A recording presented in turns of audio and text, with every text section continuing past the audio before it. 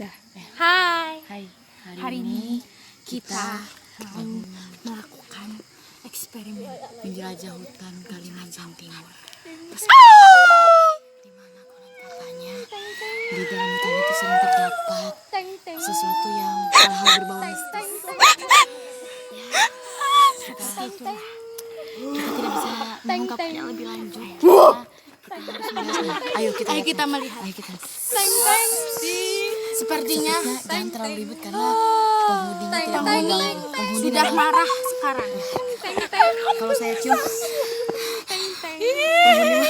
penghuni saat ini tidak mau diganggu. Jadi tolong jangan ribut ya. Ayo. Kita masuk.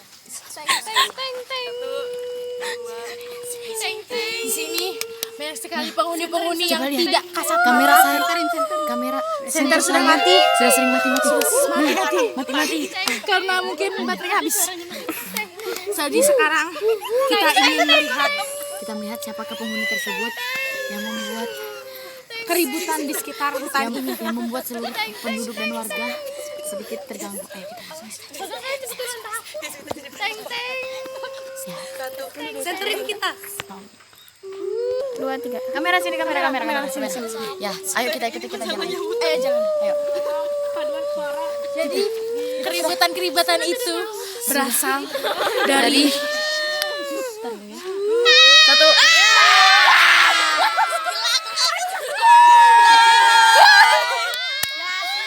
Jadi ternyata mereka lah yang membuat keributan itu.